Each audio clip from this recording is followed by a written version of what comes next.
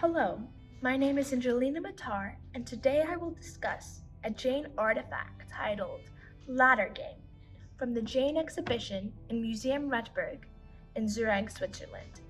In this image, we see a square, which is made up of smaller squares varying in different colors, such as red, green, and yellow.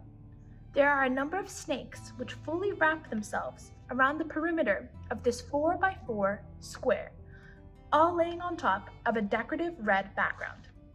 This artifact is a traditional Indian board game known as Jain, which was invented by Jain monks to teach the future generations about karma theory. Very similar to the modern rendition of this game, commonly known as Chutes and Ladders, the players start the game at the bottom of the board. Except in the Jain version, this is supposed to represent being thrown into life in a total state of violent thinking, working your way towards liberation. The player's goal is to make it to the top of the board, where they can achieve siddha, translated to liberation, through making movements of the jiva, the soul, across various lokas, translated to worlds.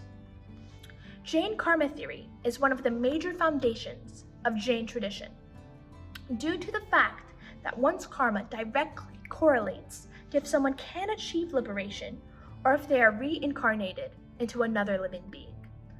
Jains believe that karmic particles are tangible particles that enter your jiva, attaching themselves to it and harming it. Jiva is the only thing that is full of life, eternal, and has pure consciousness.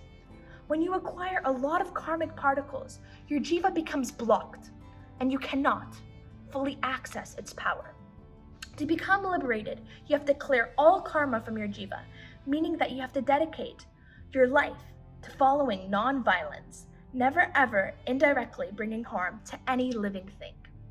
If one is unable to eliminate all their karma, they are born into another cycle of life.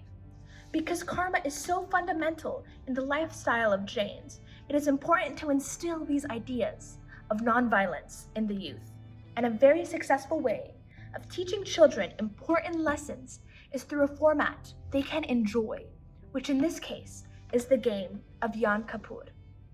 Growing up in the US, most of my primary education was taught through games. I clearly remember playing card games to learn anything from math to English. As a child, if you find something enjoyable, you want to spend more and more time doing that thing. And if you are more exposed to something, you learn it better and you fully understand that thing.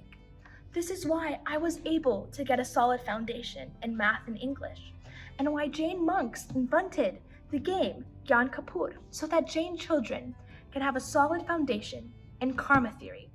The Jain artifact we see here today is so much more than a grid of different colored squares, but a fundamental technique used to bring up the Jain youths in the tradition and teach them the importance of their lifestyle of nonviolence. Thank you.